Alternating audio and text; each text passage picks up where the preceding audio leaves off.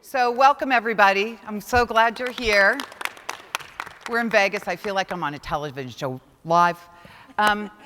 So welcome to our those streaming from afar. Just giving our setup here a chance to be understood. You all, oh, hi, Michelle Cooper. There you all are. I can see you up on the screen. Welcome, everybody. There's Michelle. Hi, wave in. We want to see you. Jen, who's in Indiana? Laura DiDomenico. There you are. Hello, Kelly. I can't remember who that is. So we're all here. You see our group. Everybody turn around and wave at the camera. Hi from Vegas. So what we are going to do is we have a small group gathered here, and we have microphones on the table, and we'll have a facilitated discussion. This time is your time, so if you have questions or if you want to share something and get others to give you some perspective, opinions, whatever, I'm going to ask you all just to create some engagement between the virtual and the in-person, is to grab the microphone and stand up and speak that way so that they can at least see who you are. I know who you are. You now know who each other is, and we'll get to know everyone up on the screen. So I'm pointing to you all up there, but I see you. I see you, I get you. So here's where we're going to start. We had a great day today here talking about DEI.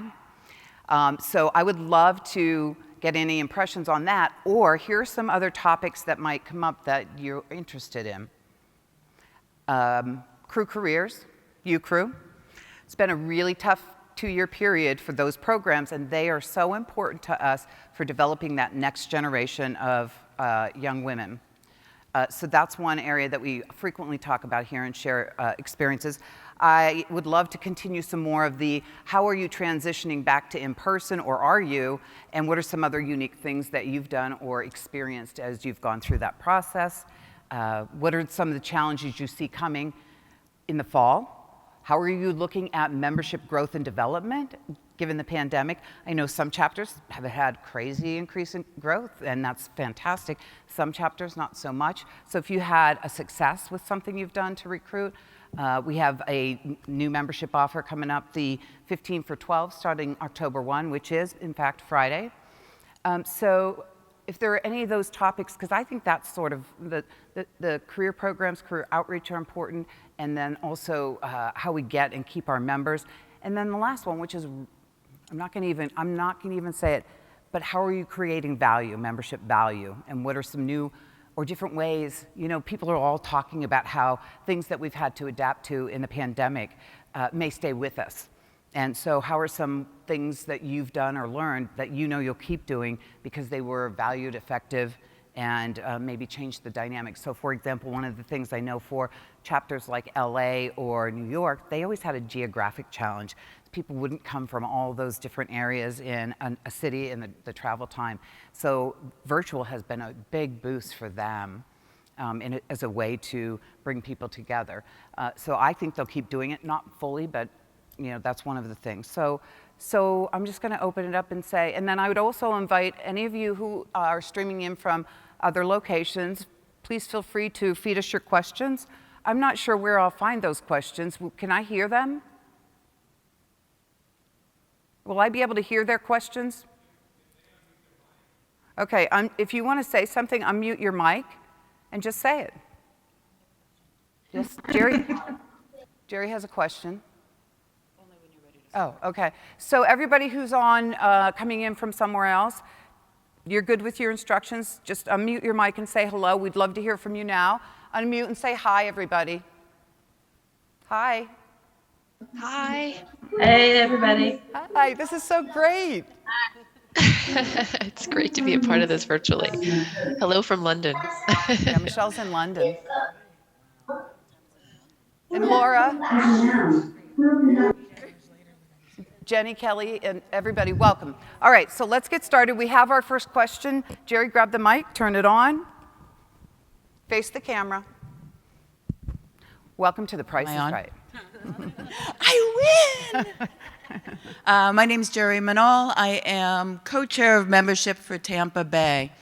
And part of my goal for convention is to learn how other chapters handle member engagement. We have had wonderful, huge growth during the pandemic in our membership. We brought on over 98 new members. And I want to make sure that we can provide value, because it's so much easier, as we all know, to re-sign an existing client than to go get a new one. And we don't want to drop down. So I do know some things that Tampa has done, but I'm very interested in dialogue, conversation, suggestions, best practices from other chapters. Jerry, do you want to share one or two of those things just so they know where you've already been? Sure. So prior to getting new members and to re-energize existing members, I understand not many people have done this, because I have many conversations and happy to talk to anybody. We do a program called Discovery. It's a little bit like timeshare. Come, we'll give you free lunch and you'll listen to us talk to you about crew for an hour and a half. But it sets up everything about it, about Crew Tampa Bay, about the different committees, the different membership levels, how to decide what committee to go on to, foundation, all of the network stuff. And we find that people leave with plenty of information that they then sign up quickly, and then if they're non-engaged members, they then become engaged. That's one thing that we do. Our Florida Liaison program that was talked about before has been very popular and has increased the amount of business going back and forth, and when people see money, then they enjoy that, and they stick with the program. Yeah. We're Florida, so what pandemic? We are doing in-person things. There's no pandemic in Nah. Florida. That's what we all heard that. Yeah. So that's good. Thank you. And does anybody want to share something you've done or some way you focused on engagement? And feel free to chime in on the live stream. Just unmute yourself if you want to share something.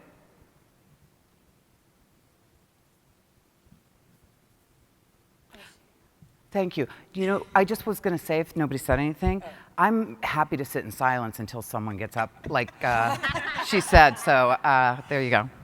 Hi, I'm Natalie Bean. I'm from Indie Crew. And this past year, we've done it's catering to two separate sort of categories of people. So there are folks who don't feel comfortable coming out for whatever reasons they have, but still want to be engaged and still want to have networking opportunities. And so at the beginning of the pandemic, we were doing more professional development just because that's easier. People can talk at the screen and you can watch, but that got old, I think, after a not very long amount of time. And so we called it speed networking on just using Zoom. And we would scramble people and put them in rooms of 4 people and do 1 hour, so you'd have 3 20-minute sessions. I think maybe based on feedback, I might do 1 hour of 2 30-minute sessions, just to have a little more time. We got extremely good feedback about it and found it to be not terribly difficult to put together. Then also for folks not wanting to come out, when we were doing virtual luncheons, we found that having panel style stuff, so you have multiple speakers and it was more of a conversation and less of a presentation, that really increased virtual attendance. I don't know what we're going to do if we have to go back to that, because we have since gone to all in person, which has been so far good. There are some folks who are perfectly comfortable coming to a luncheon in a room like this filled with 100-ish plus people. But for those not comfortable with that, we've just been doing a lot of stuff outside. We've had a walking networking series.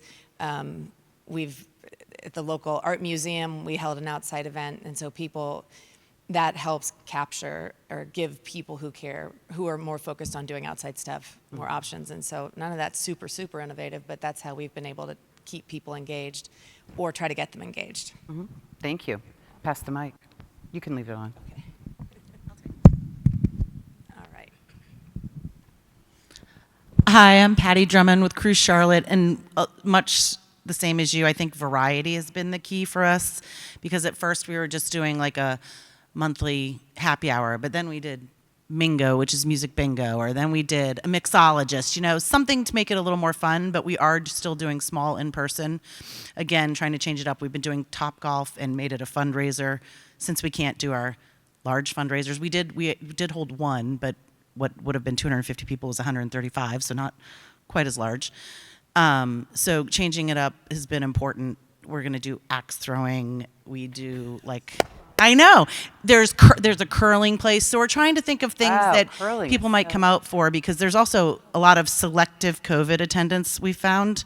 Like, people say they won't come to our event, and then I see them at the football game or something. So I'm like, yeah, so you're good with that, but not this. So the other thing we've done, not related to membership but sponsorship, is because we feel like in the virtual world they haven't gotten the same recognition they would get. We started a program with sponsor takeovers of our social media.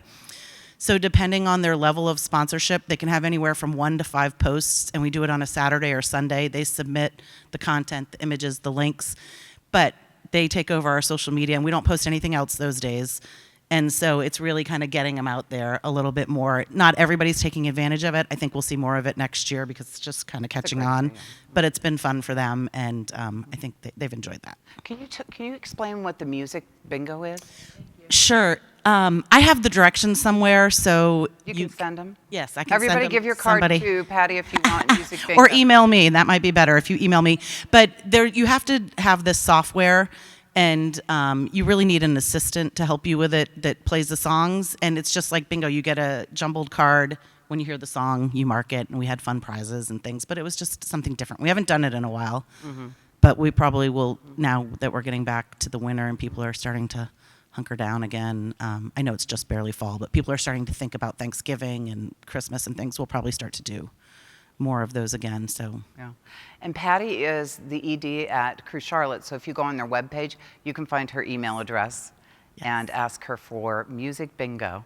yeah, you can. I'm happy to help. Thanks, Patty. That's great. Anyone else want to share some engagement things that you've done?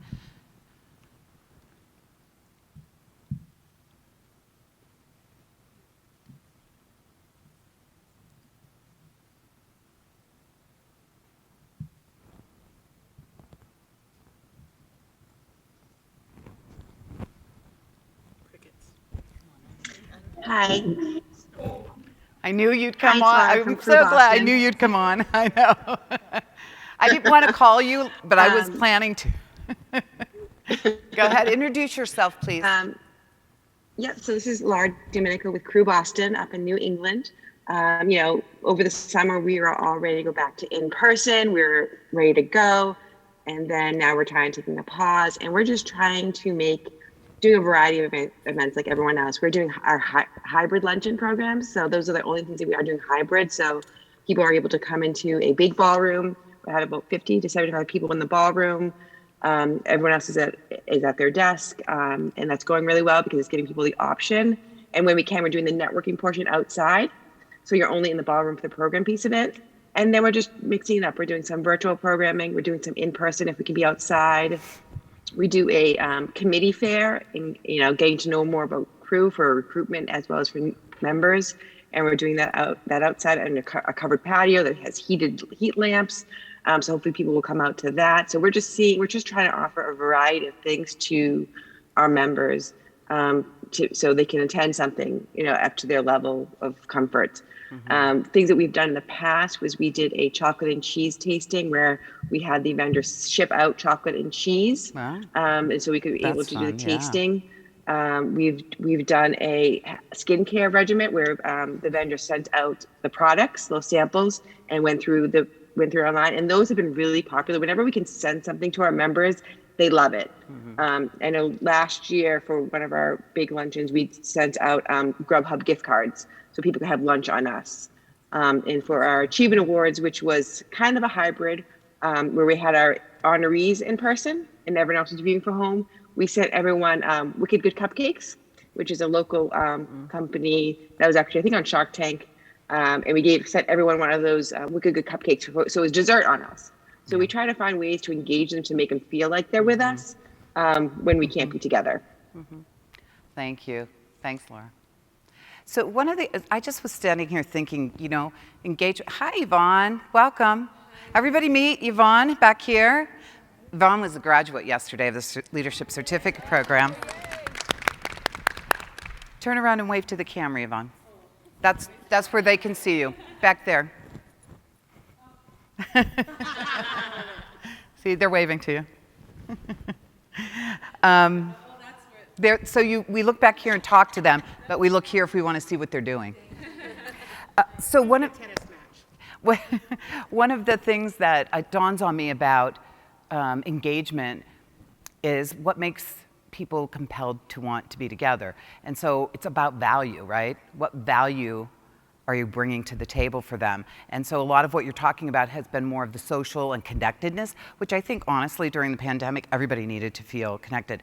I wonder if people are now starting to feel a little of the fatigue, which can cause, I don't know, we've experienced this at Network, a decline in the number of participants because I just think people are like, another hour on a Zoom call when I've been on one for the last 6 hours is not as appealing anymore.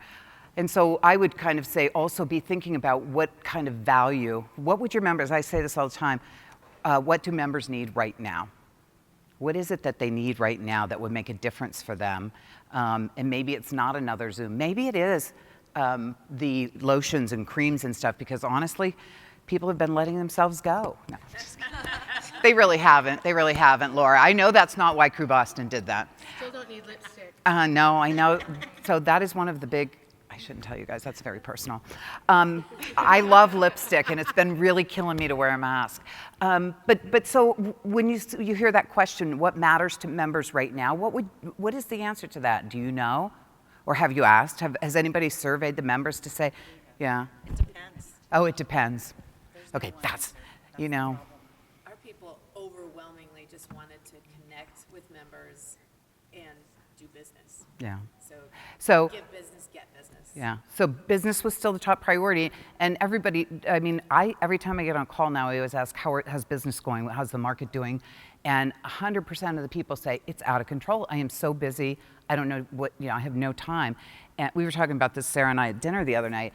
And so I'm wondering what they need right now is connections to do more business, I guess, or at least some, and also the social, rather than maybe something that's too intense, because they're intense all day long with the calls. But I will say that, going into membership renewal, reminding them of all the things you did, and not just, we held Go Fish. I like to say that because nobody else does that. Go Fish is Tampa's big event, and it's super popular. And you did it this year, right, in February? We had people from Crew, Texas. Yes. From Miami. You have to grab a mic, Jerry. Oh, Go Fish. Yeah. Jerry, will you tell them about Go Fish? So, Tampa Bay, 25 years, woot, woot, woot. I don't know. Nobody else is cheering. When anybody cared or knew about it. So in the beginning, 25 years ago, the women that started Tampa Bay said, there's so many golf tournaments. How else do people do business? And where do women need help? Some women need to learn how to fish. Some already know, but some do. So 25 years ago, we started a program called Go Fish, and it is one of our signature events. It's the first Friday in May. We have it at the West Shore Yacht Club. It's crazy. Sponsorships sell out in less than 6 weeks. And I'm talking about $5,000 boats, $10,000 boats, where people can take their clients, get a Yeti full of craft beer, or you could spend, $2,500 and just get a sandwich and Budweiser. Or people like me who are landlubbers because somebody has to stay back and drink the margaritas waiting for everybody to come back and play games that we don't talk about because it's not professional. So anyway, it's one of our signature events, and we do it every year, and everybody just really, really loves it. And how many do you get to attend? We sell out at about 275 people. Yeah, it's big. It's big. Yeah. And it's an amazing, people rave about it. I have not been, but I know that You're invited. you were mentioning that people came from Texas. I know Christine said she went from Atlanta this year because people are so curious about the event and to have that experience. So good for you. I have business cards. I will share anything, Discovery, Go Fish, anything that all the ideas are worth stealing. None of them are original. What is the Discovery program? Oh, you talked about that. That's the lunch. Yes, Okay, gotcha. yes. It's like a And we get a sponsor to pay for the lunch. It's between $250 and $500. And we get anywhere between 20 and 45 people who show up. We do it about 8 times a year. wow, wow. Yeah. And that helps build engagement over the whole year period, Yeah. off and on. Yeah. And we are getting ready to do a survey. And I'm putting it together. We'll launch it before the end of the calendar year for all of our membership to find out what do you value, what do you want. And then we'll continue to send it to new members in addition to what professions do you want to be connected with. And we'll tie that together with a mentorship program. Okay. So a lot of value, I think, in the engagement piece there. I think Go Fish is like, some of you have signature events. Go Fish is like everybody waits all year long just to be able to get a ticket to Go Fish. And I think that's a compelling program and experience. But when you're talking about renewal, what is the value? Because the value is you're getting this exclusive experience with all these business leaders in the local market, both men and women, and it's building those relationships in a social, educational, learning how to fish, kind of a format or forum. So there's I think what I'm trying to talk about is as you're going into renewal, to think about the engagement. Your engaged members are probably going to renew pretty easily because they get the value. But one of the big pieces of value that I don't think people see until we tell them or remind them is that being on a committee and building relationships there is probably the best thing that they could do for themselves. And so many people join and then they leave after a year because they didn't engage in some way. So messaging on value, but specific about not the feature, which is the event itself, but what people get out of it for being there, or the global mentoring, what people are going to get out of it from both. So think about what the value is, and what the outcome or the result of that experience is for them. That's what they really need to hear as you go into membership renewal. And so, go ahead. I have another great idea worth stealing. We're getting ready to do our awards thing, which is the Excellence Awards. It's always been a prom, long dresses and sit down. We're not doing that this year. This year we're doing a cocktail party, and we've already identified some of the winners, the community improvement people, but everybody else, it's live voting. So it's kind of like prom, because you invite all of your friends to show up and vote for you. And then you get to take home a beautiful award. I actually know this because I'm making them. But anyway, it's a fun idea for an award ceremony, and I wanted to share it because, and I don't know if it's a good idea. Ask me November 12th, because it's November 11th. So, Is there a lot of bunting and a band? no bunting. But so you're saying that you're actually having live voting, and that's a draw or a change. cool. Yeah, that's and risky. So it will be interesting to hear how it goes if it turns out. Yeah, yeah, yeah. Wait, did you say we're going to make sure good people win? I didn't say that. That's like fixing the election or the vote. I'm not on the microphone. Recall. It's Florida. Oh, it's, I'm thinking.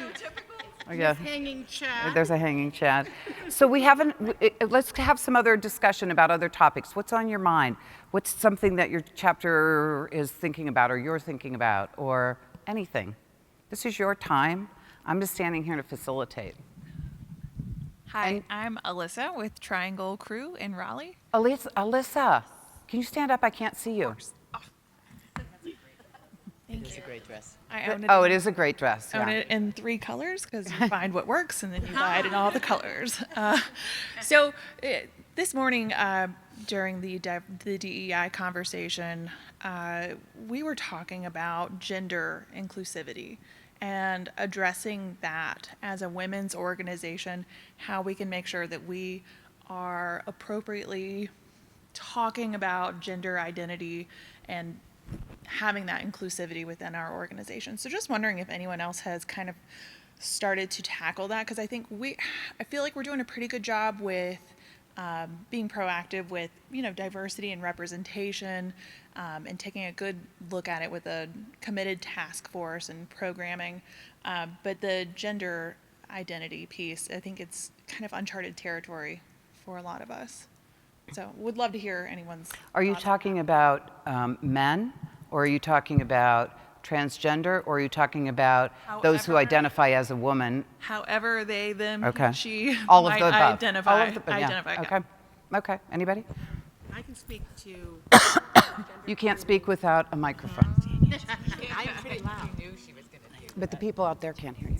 I can speak to transgender identity. I'm a member of other organizations that have a lot of transgender members. I think the best thing you can do is to invite someone who's transgender to come talk to your group. Make it a more familiar thing. It's not the elephant in the room, right? They are just like us, and we need to incorporate them. And if let's say there's a transgender person wanting to join your group, and you're open enough to host a transgender person to talk to your group, that's going to be the key that they need to, say, hey, these guys are really willing to be open to me, because it's frightening for them to approach in a lot of situations. That's a good suggestion as a start too. Yeah, giving an exposure. Anybody else at this table want to comment on that? Anybody? Anybody at that table? Has anybody discussed this at all in your leadership? Patty? I agree, it's the most difficult of all of the different aspects. It's harder to tell. You can't just see by the color of somebody's skin, that they're different necessarily. So it's a struggle, and we are trying to get involved. We've been trying, I don't know, maybe 3 months now to get involved with these other organizations that are minority based, and we haven't had much luck. So now we're going to start dialing. Actually, our DE&I task force is going to break it down and invite them to come as our guests, especially now that we're back virtual. They can come complimentary to our events. So there's like a Latin American chamber. There's a variety of different groups. And we're doing our November virtual luncheon is going to be a bus tour that's put on by a group called the Community Building Initiative in Charlotte. And they work to bring our community together. And it is going to be a tour and show us kind of how we've, taken over these areas and gentrified them and pushed people out of their housing and things like that. And actually, I think we're going to post it on the community page for others to join. So there'll be a 30-minute discussion with the leaders from this group, CBI, and then there'll be a virtual tour, which normally, of course, would be better in person. But Yeah. I think they've perfected it over the last year. Yeah, that's a great idea. That's a great, going into the more of the diversity piece. I will address, and you'll actually hear from crew about this. I'm sending this right here. If any of you decides to speak, pick it up. We talked about this. We did a governance review at the board level, and we just did it yesterday morning. And we talked a lot about separated men and then transgender and how we define women.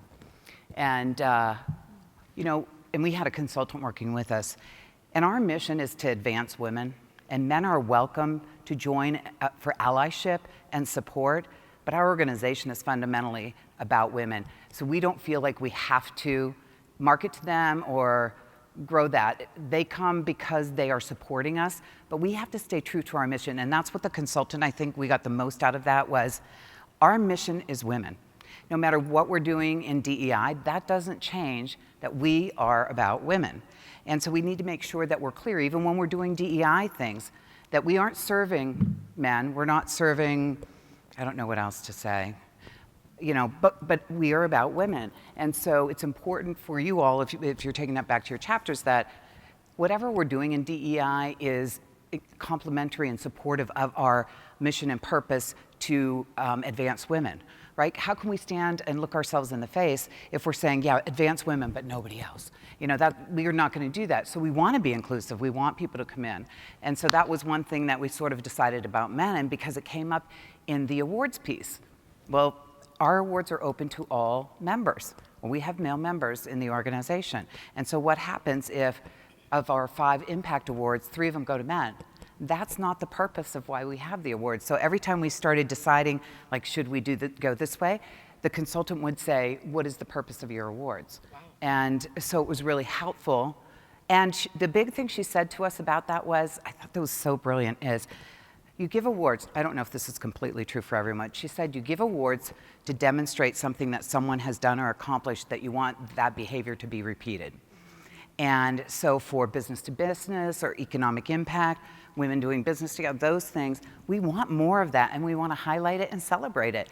And so she said, if you're about wanting women to do business with one another, then why would you give the award to men doing business together? So I think that there's some, there's something that can kind of give you what we were calling in the board meeting guide rails.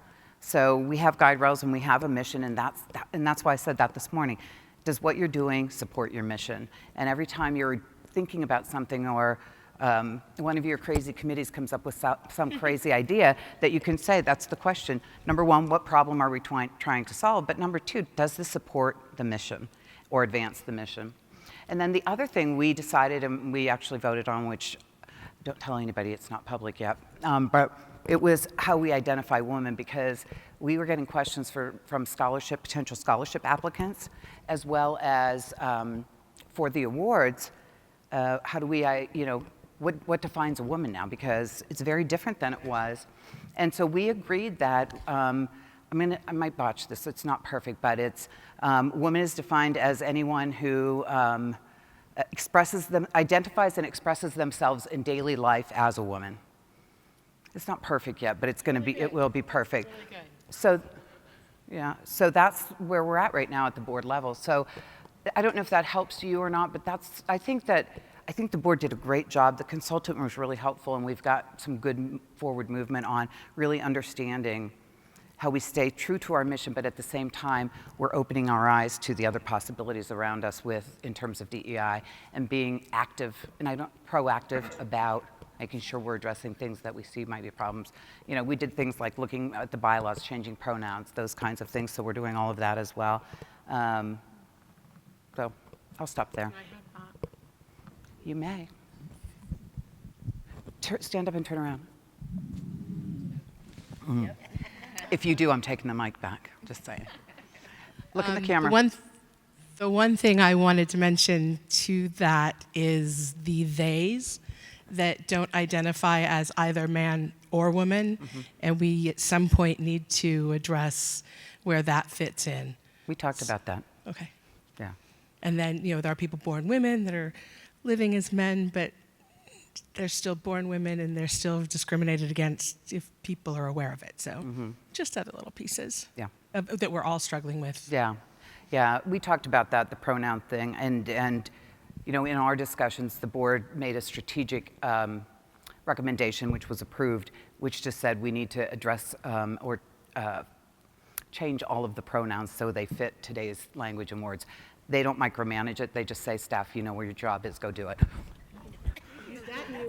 I keep falling over that, sorry. How about anybody out in the hinterlands, throw a question at us, unmic your microphone, any curiosity, anything you want to share that's happening in your market, or do you want to keep this going, whatever. I just want to, again, make sure you know you're welcome to speak up.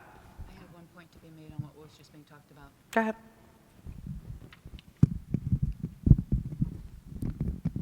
Fine, I'll hold the whole thing.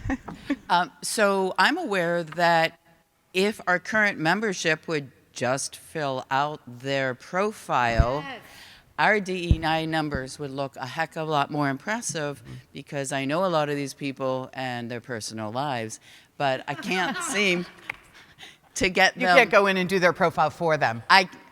Nor should I. So again, any ideas or suggestions other than I'll give you a $100 gift card to Target if you fill out your profile. Override button. No, you're not.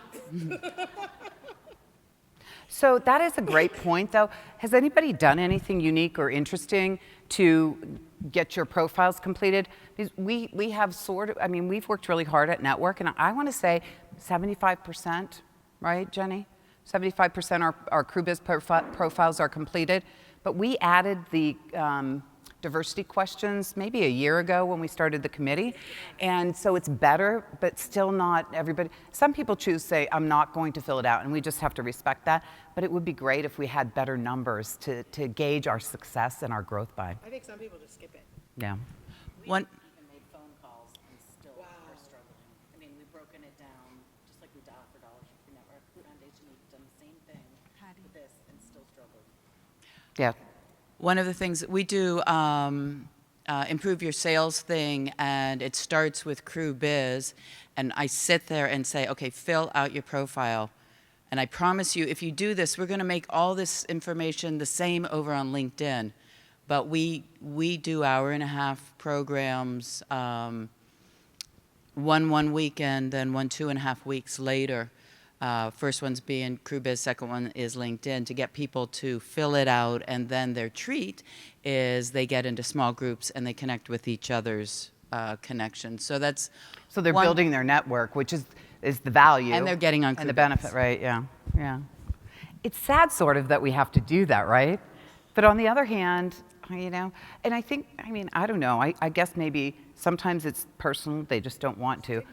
But it's also that they are very busy, and it's the least of their priorities, even over time, which is kind of sad. Patty, can you take the mic and ask? Oh, do you know why? Did anybody ever say to you when you called them why they wouldn't do their profile? Look back there. Not that I'm aware of. I haven't done all the calls personally, but I do think it is a lot of the kind of members that have been around for a while, and they're like, I've already done this, even though they haven't.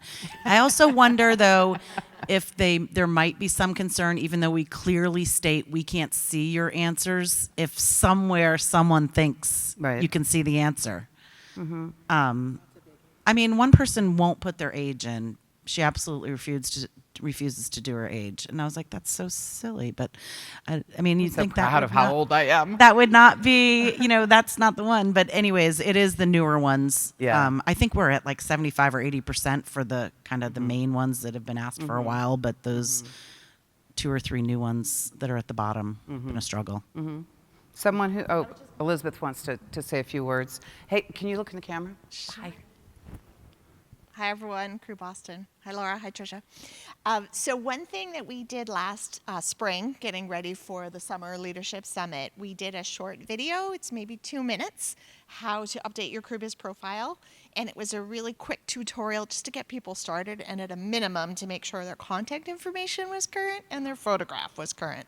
So the other thing related to that was to do one-on-one tutorial sessions. And so I reached out to people, or they reached out to me, and I spent honestly 20 minutes on the phone with them via Zoom, so I could see their screen, they could see mine, and it was a way to help them one by one individually to update their profiles, and it was very effective.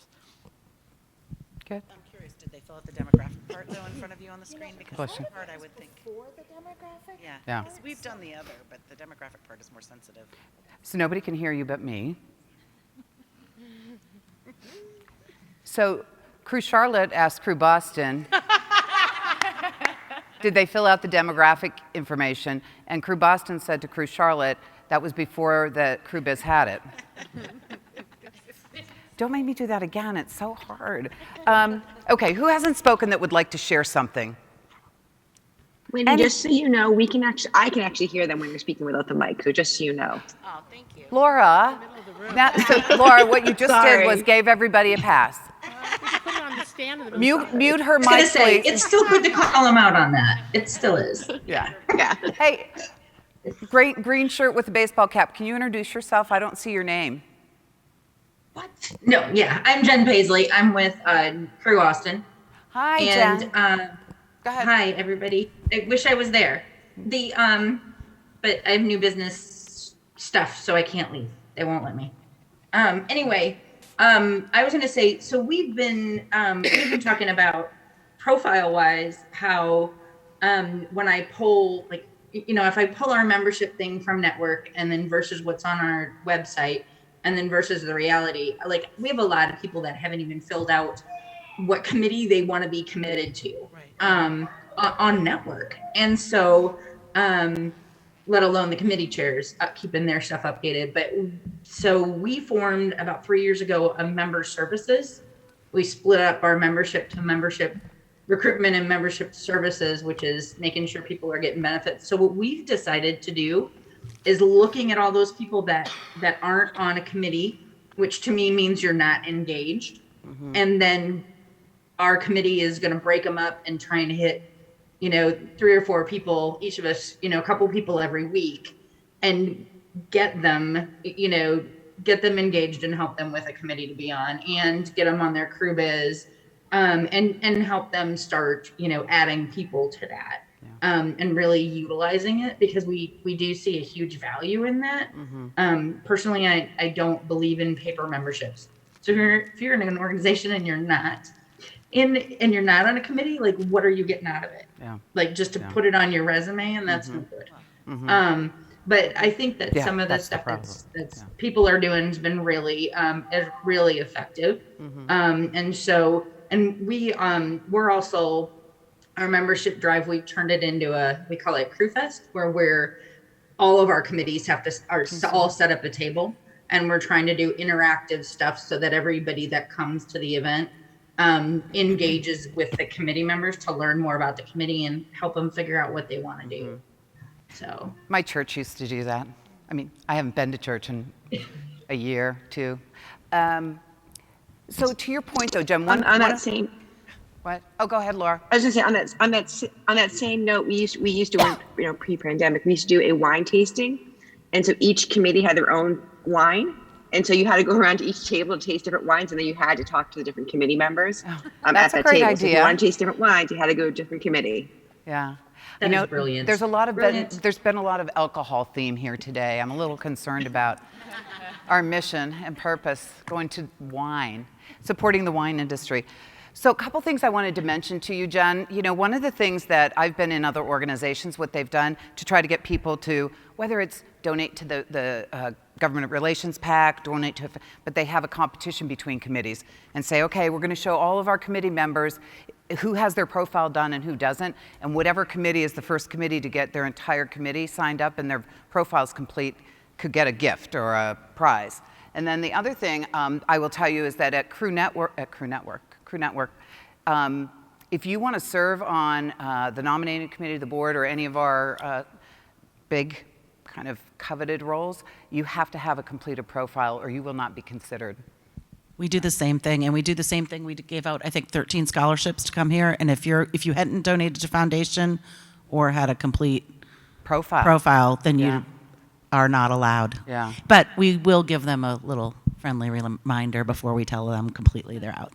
Yeah. I wondered if Crew Network could make it required to fill those out when you're a new member, and then you could have an option that you had to read and say, okay, I'm not filling this out. I'm aware I'm not filling this out, but something like that, because it would make it easier, at least for the new people, if it was when the first time you went into your profile, if you had to do that. Yeah. Or even for existing members, if you go back into your profile, that there's, red alerts like this isn't complete before you can update it. We've talked about it. By the way, that just sounded like Friday the 13th. Oh, go ahead. Do you want to speak, Jenny? Yeah. Yeah, so that's what I was going to say. We're working on it. We're working on it. So all new members would have some requirement to complete it. There may be required fields and some unrequired, but because we can't force them to do the demographic stuff, that really has to be your choice. But yes, that would be our goal as well as yours, is just get those done right when they come in. I mean, the only problem then is if people change jobs and they just, I don't know why. I mean, that's part of the benefit and value. And when you tell people, if you want to be found to do business, why wouldn't you? So again, that goes back to what's the value. Don't tell them, do your profile, but tell them, here's why you want to do your profile. And I think sometimes that's hard to understand. So I think that continuing to communicate that. Anything else that you all want to talk about? We still have about, 20 minutes or so?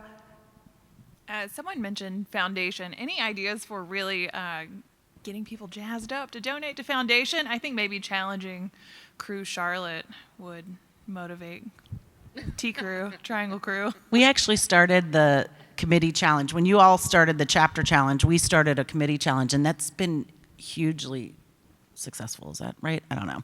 Anyways, we have it so every committee that gets 100%, if they get it we want it before the June summit. So if they get it by May 31st, somebody on the committee wins a $100 gift card. And then anybody who gets it, I think it's by August 31st or September 30th, we'll treat that committee to a breakfast as well. So that's really helped, because you don't want to be the one person that's keeping somebody from winning a $100 gift card. So that helps us. But yeah, friendly competition is good. The one thing that I would ask you from the network standpoint is we are really trying to make an effort to make the trifecta and the chapter challenge about mission and purpose. And the more I think we educate members who aren't you guys, you're here, you get it, you see the scholars, you see the real work, you see the research, but I fear some of our members never see the tangible outcomes of foundation. So if there's ways you can do the research paper presentation and say, and this is a benefit that we get because you made a contribution, or here's a picture of all the scholars, this is your money at work, you changing our industry by making a contribution. So those are just, I think, kind of the tangible. I think people want to see where's my money going to, and if they can feel like it's making a difference, again, it goes to value, that they feel like they're contributing to something that's changing the industry or making it better, it's really helpful too. So anything you can do in that regard. We have lots of foundation, I don't know if you've received the most recent flyer that we created about how to do some of the stuff with the foundation, but it's located in the resources online in the resource library. I think it's under foundation. But I can also match you up with someone if you need some additional help on that. But again, I just tell all of you that if there's things you can do that will help people see the outcomes of the donations, that really, I think, makes a difference to people. And then the other thing is having an experience where they come here and they see the scholars. Like, I don't know, my first year when we put the scholars on stage and that one young woman spoke, like I was in tears, like she was so touched and so grateful for a $5,000 scholarship. You could just see that it changed her life. And like, I'm sitting there thinking, and I'd only been on staff 2 years, like we did that. We made this woman have this experience that she never would have had she not been part of our scholars. So I think that feeling of reward and value. Go ahead. I think you have a recipient this year, don't you, Triangle Crew? Taking these damn shoes off. Have them come speak at your luncheon. Charlotte hasn't had one in our area for the last 2 years, but before that, we had like 4 or 5 years in a row someone from the Charlotte area, and they would come speak at the luncheon when we made the ask, and that was impactful because the 150 or 200 people got to see that person and the difference they've made. So that helps. Yeah.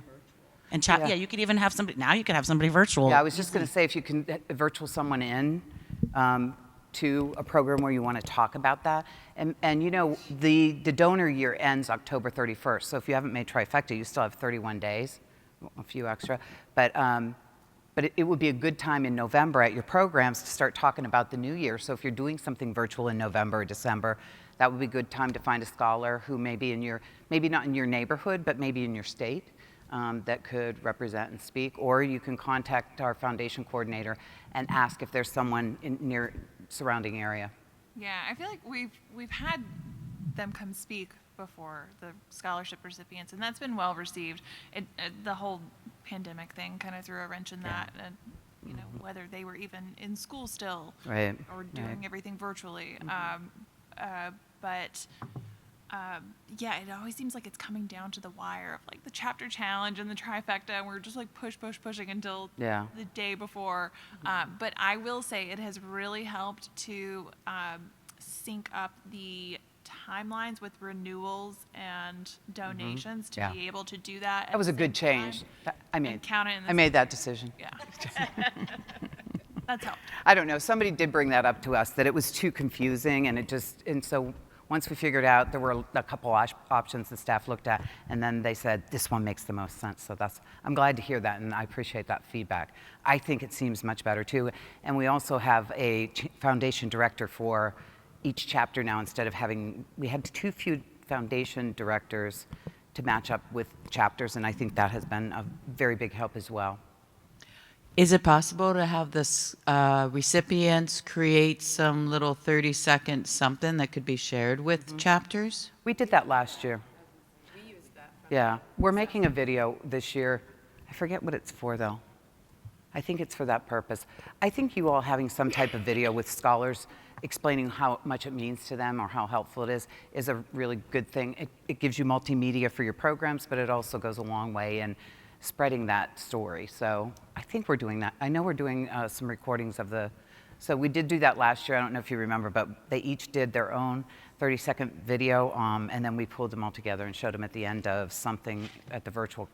It seems so weird to think that was just last year. So the answer is yes. I'll check that out and find out for sure. And share all of Crew Network's posts about Foundation to your social media. I think that helps a lot too, and make the ask each time, because they post, anytime there's a recipient or another chapter makes the challenge. Just keep putting it out there, because the more times you see it, I think the more apps, okay, I'll find it. That's a great idea on the social media. But I heard somebody talk about the social media takeover. That was me. Yeah, I love that idea for Foundation too. So I might steal that. We did that same thing where we posted stuff on LinkedIn, and nobody necessarily comments or like immediately donates, but then at luncheons and in-person things, whether it's doing the committee challenge, you remind them and they're like, oh yeah, I saw that 4 Indiana women won scholarships, and it just like eventually you get them. I don't think any one thing got everybody for us, just a little bit at a time. Yeah. Well, you know what they say in marketing. It takes 3 times to get someone to take action. So you have to do at least 3 different types of asks or comments, or in this case, 6. Tara? It's doubled since my junior days in marketing. Yeah, if you have the persistence, it normally takes 6 no's before you get to Okay. There's a new number out there. That's why it took. That's why it took so long as it did. What else? Anything else that's on your mind? Anything else on your mind, ladies, out in virtual land? We still have time left. Let me ask a question. What do you think would be some type of, knowing where you are, I think generally speaking, not everyone, but a lot of people have challenges with member burnout or leadership burnout or succession planning. And I would just be curious, what kind of training or development or resources do you think would help with that in your chapter? Because first of all, what Jerry said is the most important thing, which is engagement. If you can get them engaged when they join, then you're building your pool of leaders. And some chapters are larger, Boston, I know, Charlotte. But even with a chapter that's 200 and some people, and I know Tampa recently moved from a working board to a strategic board because of burnout, and LaShawn and I talked about that. And so I think that, what do you think would be helpful? How about a best practices program where, like, we're sitting here in a group of 20 people or less. If there was something you guys could offer where someone from a couple of chapters came in and said, this is what we did, this we did. I think we actually did. I think we did that on strategic planning.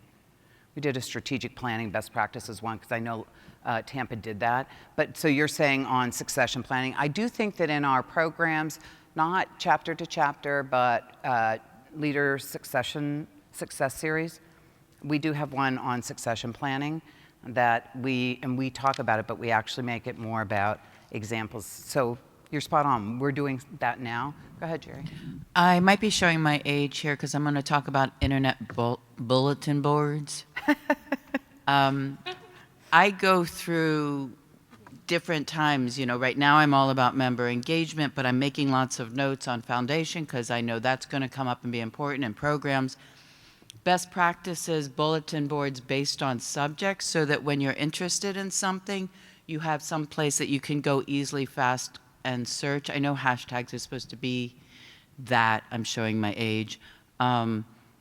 But then when you do something and it works well, so if Excellence Awards does work well, then we could post that, and then when somebody's looking for another idea, they can go find that.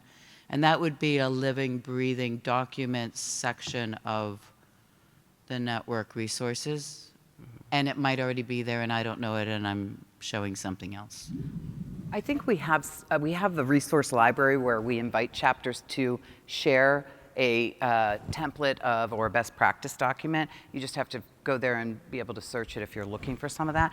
But I do worry, not worry, that's too strong a word. I don't worry because I have a lot of things rattling around in there, but I just wonder, I guess I would say, are there things we could be doing that we're not doing that would be helpful to that part of the chapter in terms of succession planning and making sure that you are having people stepping up.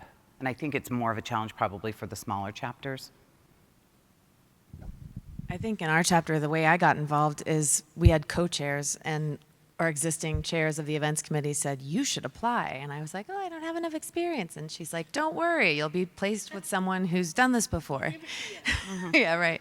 But then I did it. Yeah. And then that person above me or whatever rolled off. And then I invited someone who was like, oh, I don't know if I can handle it. Don't worry, I'll be with you. And just inviting that, and then inviting new members to committees and making sure they understand that it's not going to one meeting doesn't mean you're volunteering to do whatever anyone asks of you. And Yeah. you can do incremental micro volunteering. Yes. Show up when you can show up. Yeah. That's helped.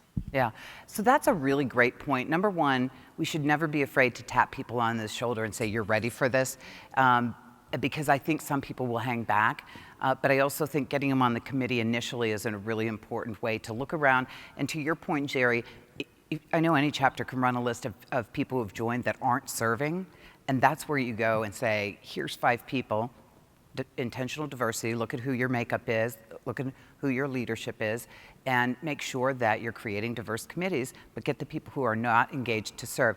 But I will tell you, when my children started high school, which by the way, they're 30 and 27 now, so it was a very long time ago, I think they might have had bulletin boards.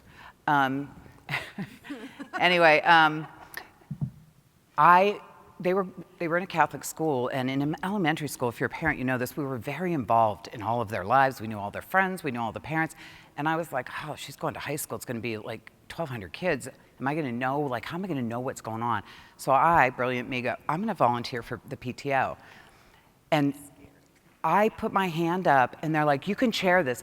I said, I am not chairing, I'm not chairing anything. But really, I'm like, first of all, I have a big job and I can't do it. But so I agree with you. You have to be very careful about overwhelming people and making sure they're getting that foundation as a committee member before you start saying you can do something else. So I was going to say, we don't require, but we request that, so I think there's about 35 people on our leadership team, that each person, co-chairs and board members, nominates at least 2 people from their committees to be, now, for the next year. To take over. To take over. And all those people don't end up applying, but at least it, makes them open to it. And maybe they're like, oh, they thought of me, that I might be good at this. So it might not be that year, but then maybe they think about it for the next year. So I think that's helped a lot. We started that maybe 2 or 3 years ago. I think that helps. And then term limits help on burnout, unless they're on the president track. Yeah. We don't let somebody stay on the board more than 2 years unless they're on the president track. I mean, they can come back later. But do you have term limits for committees as well? We say it's a 2-year commitment. If somebody, and then, if somebody's still interested, maybe they go to the board. Some people stay as a co-chair longer than that, but not really more than 3. Yeah. We don't. I mean, we might in a pinch, but Yeah. we're a larger chapter. We have a little bit more options, I think. Okay. One thing we ran into just recently is some of our, we've got a big emerging leaders new group, and a lot of our new members are in that realm. They want to be asked. We're like, nobody's stepping up to be in these things, and they're like, well, we didn't know. You have to ask us. We're not just we're not gonna go pick me, especially if they're younger, they don't want to step. It's actually kind of surprising, honestly. I know. For this generation, to Right, hear but I think saying I actually think it's the generation after that. Yeah. These are the 22, 23-year-olds now. Interesting. That are like, you kind of need to ask me. Yeah. Interesting. Yeah. Go ahead. How about it? There you go. That's a good first. Anything else on your minds that you want to talk about? Any questions that you have for all of the brain trust in the room or online? Did you all meet Yvonne? I did already, right. Which chapter are you from? Miami. Miami, Crew Miami. Great. Can I introduce you to someone? Yes. It's a student at Howard University, and she wants to move to Miami after graduation and go into real estate.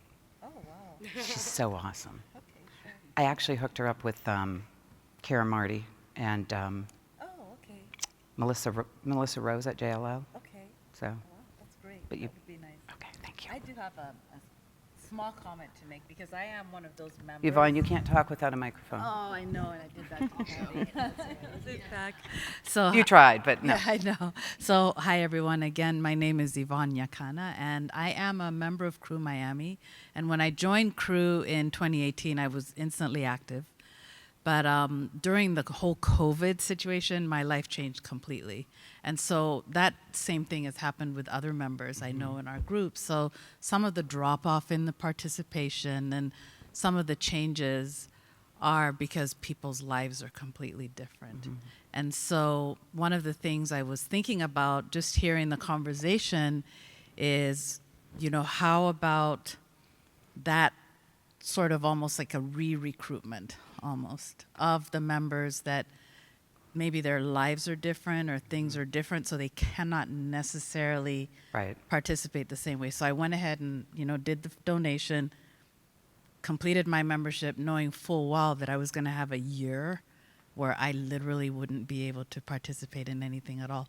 So what happens is, as a member sitting here, I sit here and I feel bad, you know, like, oh, I'm not stepping up. But yeah, we were talking it's not about because you, I Yvonne. don't. I know. See how we are as women? We're like, oh my God. It's not that I don't want to, but what I'm hoping to do during this session this week is to try and figure out ways that even if I'm remote and virtual and actually physically not close to the Crew events in my chapter, so should I have a dual membership or, you know, is there some other way that I can participate or help where I don't have to physically be present at events?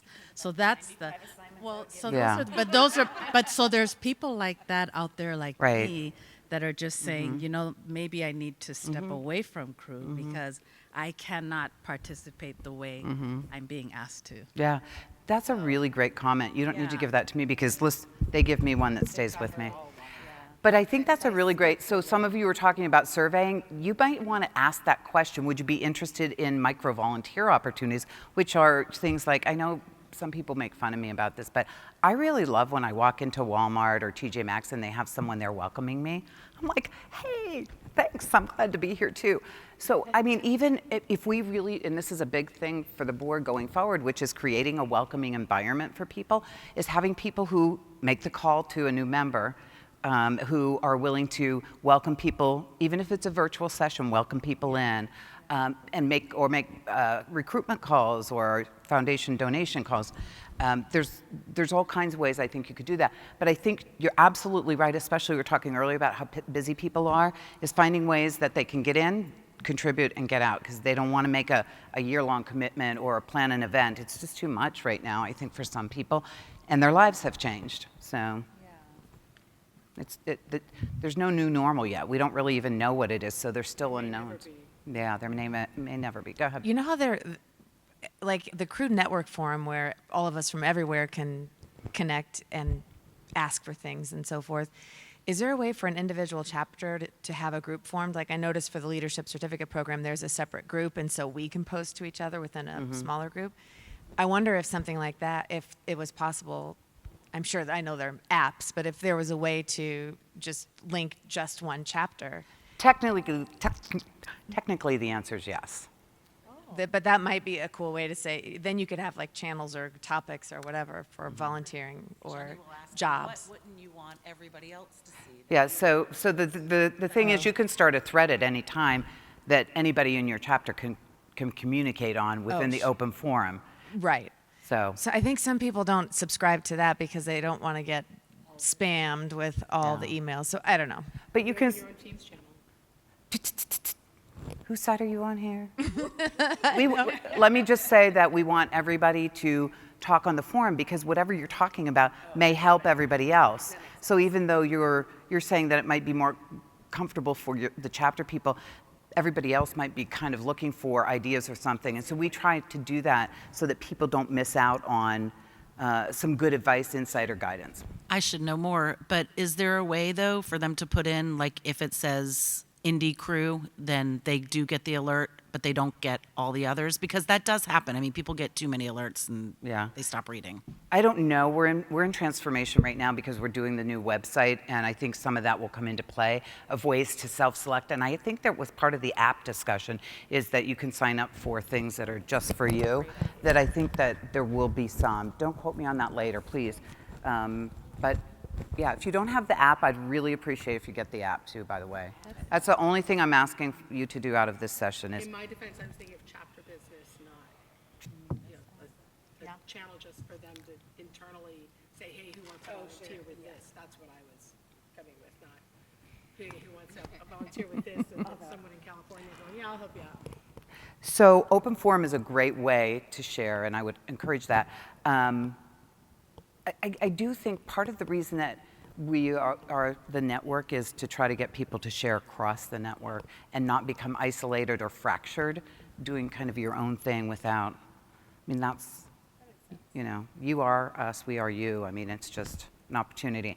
And there's so much new technology out there. I don't know what's going to come next, and the staff has been doing very intensive due diligence on what is state of the art, not right now, but will be coming or is on the brink of, so that we're getting something that can last for 5 years that's going to give us a lot more opportunity in different ways. So I don't know, and anytime you have a question like that, you can feel free to email Jenny and ask her, can the system do this or will the system do that? Chances are we've thought of it and we've talked about it or we're looking at it, and it may be in process. Like somebody brought up something today that I think somebody said, and we said, no, that's in process. We just had that conversation, right? Sorry, my brain's exploding.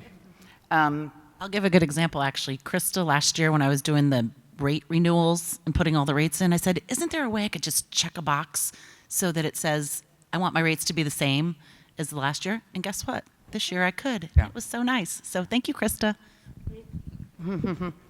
Yeah, we don't know. We do the best we can. So if you have input and we can make it happen, I always tell people that. Like, I may have to tell you no, but at least ask, because if we can do it and it creates efficiencies both for you and for us, that's all the better. Yes, go ahead. So on this conversation, I'd like to be able to save my credit card number because I get tired of re-entering it. Yes. Oh. But on the last conversation, on the micro volunteer, we call them ambassadors.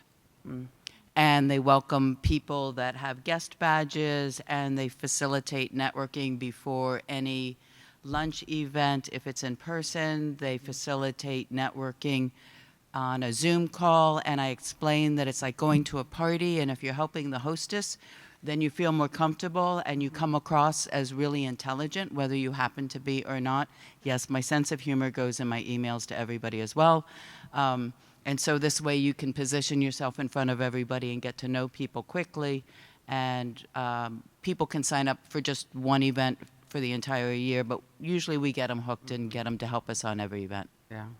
That's great, because if you have, here's a series of 30 events we're going to offer, pick what times work for you that you're coming anyway, and then you get an opportunity. Yeah. Great micro-volunteering. Look, I'm really excited for the future. I think we have a lot we're announcing at the convention this year, new things we're doing, and a lot of opportunity to engage more fully. I really feel strongly about uniting the network, that we're all one group and we all want to work to the benefit of everybody, getting a lot out of wherever we are and however we're delivering our content. And there's some really smart people in this membership, both on the business side and commercial real estate, as well as in the leadership and membership. So always ask the questions. You'll never know what you'll get. And I'm really glad that everyone's here and participated today. So thank you. Anything else from out in the live stream? No? Thanks for joining us. Just thank you. This was nice. Thank you. Yeah. Small groups are sometimes fun, aren't they? They're very nice. Yeah, it is. But, I think it's Vegas. I think if we were in Florida, that same thing might happen. Almost anywhere? No, I've had really big groups. Yeah, I guess. So maybe we should cancel this and not do it anymore? Is that what you're saying? Okay. Actually, that's not a bad idea. Okay, they're not. Can you tell me who that is? Can you tell? Oh, Well, the only reason I say that is because we specifically ask people not to hold meetings against meetings. But it might, because of the leadership meetings, people should really be where there's, in their, so. Anyway, Thank you all. Great to see you. Thanks for being here. Nice to meet some of you new folks, and good luck with everything. And you know where we are if you need us. Thank you. Thank you so much.